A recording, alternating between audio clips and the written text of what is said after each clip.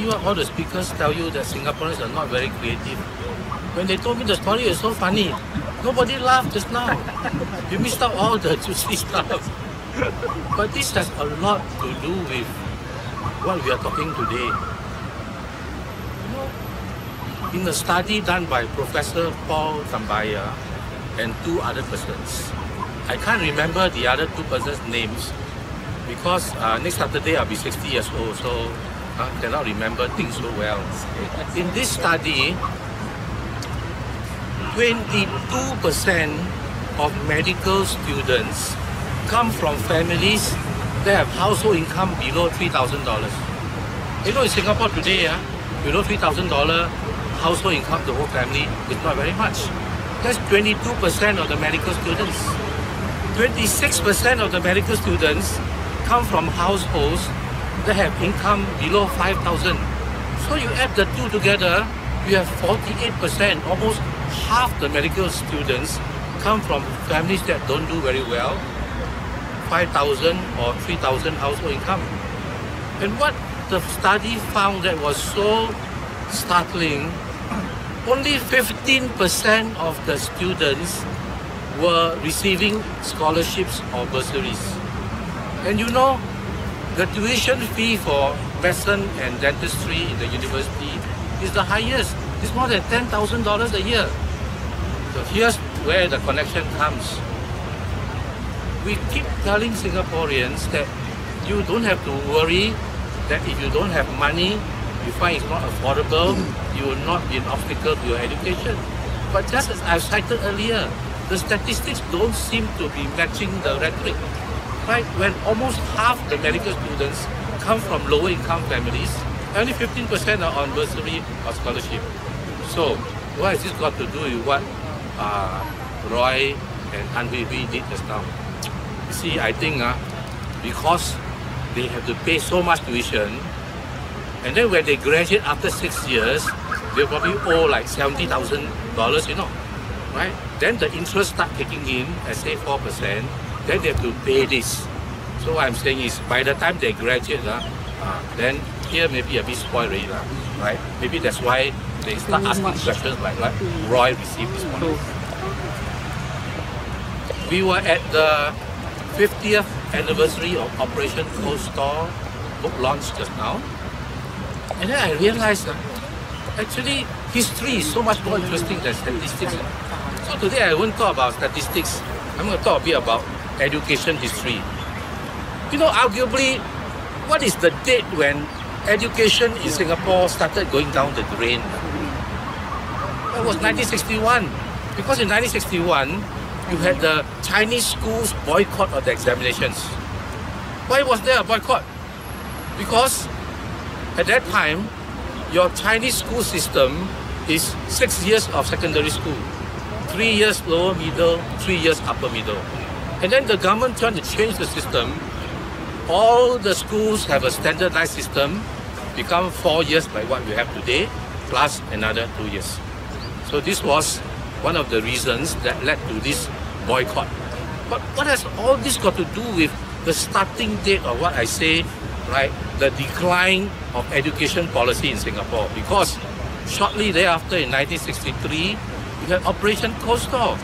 So all the people, all the politicians, all the members of parliament, all the activists, all the civil society who could have raised alternative voices or criticized government education policy were all in detention. And that's why you see since 1961, education has been going downhill. Since we are talking about history, let me turn the clock back and think about when I was young. Because when I was young, compared to today, you have many more parents who only have one parent working. And of course, they have many more children. Why do you think the procreation rate is one of the lowest in the world, about 1.1? Because today, when we have the longest work hours in the world per week, and two parents have to work, you expect them to make babies, like Vivian always say. Right? So the problem is not just the education policy, but the whole economic and social environment in Singapore. You know the last time that they did a libido study that had Singapore inside? Guess which country was ranked the second lowest, I think, of the 41 countries in the study? Singapore. You know what's the meaning of lowest in libido? Maybe Roy doesn't know lah, but right? Lowest in libido means you have a problem making babies. No, when I was young, you go to school, right? I remember most of us don't go to like childcare or kindergarten, you know. We just went to primary 1. Everybody started on the same level. We were all equal. Today, I see not only they go to childcare, they go to kindergarten, they go for enrichment, they go for private schools and whatever. It's a rat race, you know. So that when they start at primary 1, everybody is jostling to be at the front. And then recently we heard, oh, no need to have tuition, not so important. In my time, don't have tuition, you know. Right? All my classmates don't have tuition. I don't remember. If you tell your friends you're having tuition, they think you must be from Mars or something. Today, the rich have tuition and do better. The poor don't have tuition and are worse off. So we have become a system where we promote inequality and elitism. Daryl mentioned the movie Primary 3 streaming. EM3, the guy ITE means is the end. You know, the problem with our entire system today, whether it's normal stream, express stream, integrated program, is that we have divided the children into the stupid ones and the smart ones. You know, if you are normal, it means you are not normal. Because the normal is a small proportion, most of the rest are in express, right? So when you are normal or EM3, then what happens? All your friends, your parents' friends, your relatives, they all look at you and say, oh, it's the end now because right, the policy, the education policy decided that at the tender age of, you know, whatever it is, right, you are stupid. The worst thing is, how will the child feel? Right, you have been labeled as being stupid relative to other people. I was volunteering to teach at one school where most of the academically not so inclined students go to. So I asked them, not just the students, the teachers, the career counselors, what are you preparing them for? You know? What are your aspirations for all these students?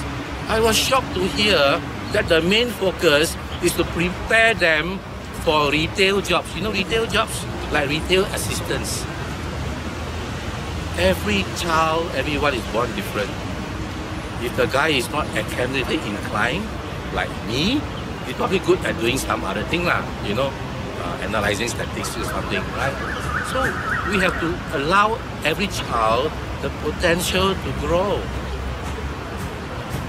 I come from, at one time, the undisputed premier school in Singapore. I should not mention the name. My classmates who all did well in the good school, today are all unhappy because like Roy say, the older you get, the more qualified you are, the higher your pay is, the higher is the chance that you lose your job, and the harder it is for you to find another one.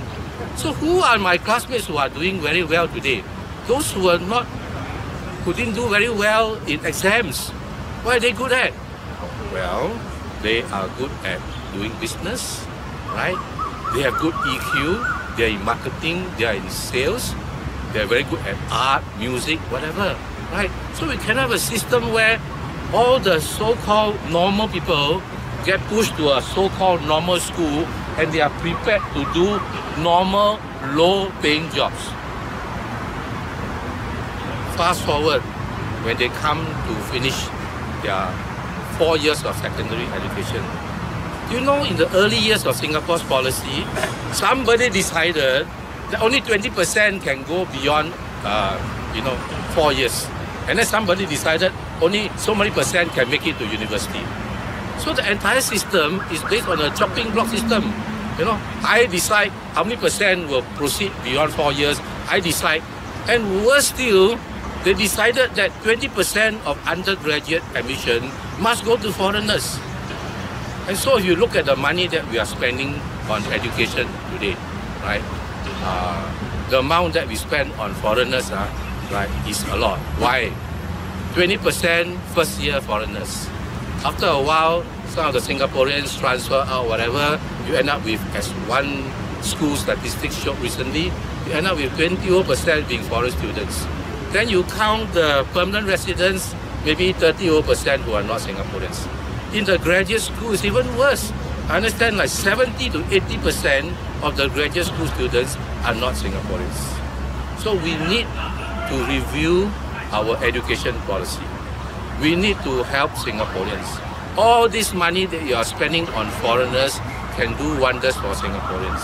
I mentioned earlier when I started, we always hear the same rhetoric. Don't worry, if you don't have money, right, we will help you.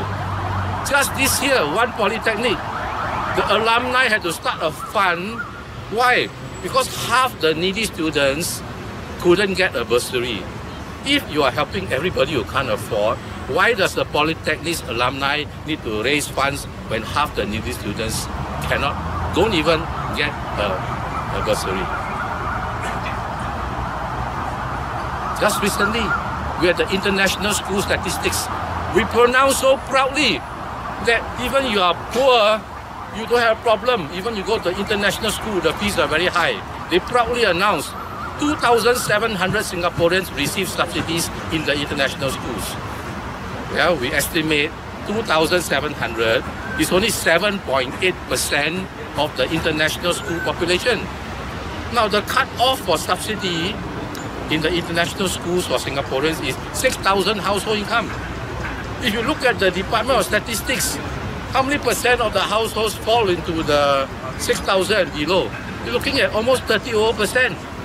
So even if you adjust for foreigners, you adjust for PRs, how is it possible, right, that if, say, 20% of the population are households that earn 6,000 who are supposed to get a subsidy when they get to international school, and only 7.8% get it?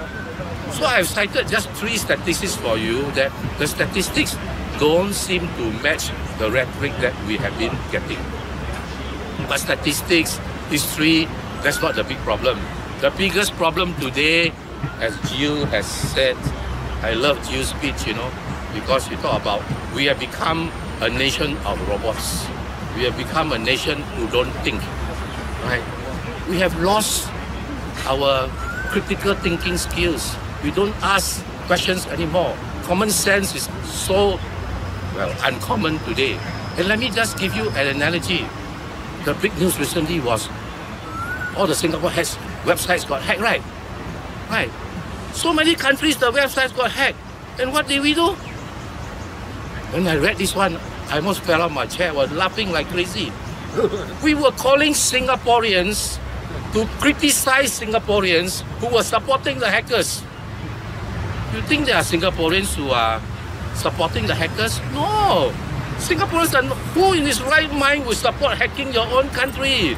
Nobody is supporting hackers. What they are doing is they are amused, they are bemused, they are laughing at our response to the hackers. Planned maintenance, which resulted in the biggest shutdown. You actually hack yourself. MCMP's question on hacking filed 1 week before the parliamentary date, not in the order paper. What happened? The NCMP's question on hacking got hacked, is it? And then, when you find the alleged hacker, you don't allow him to have access to legal counsel. So I repeat, we are not, or I think most Singaporeans are not supporting the hackers. They are just laughing at the way we are responding to the hackers. So to me, it's illogical to ask Singaporeans to criticize Singaporeans who are supporting hackers. Thank you.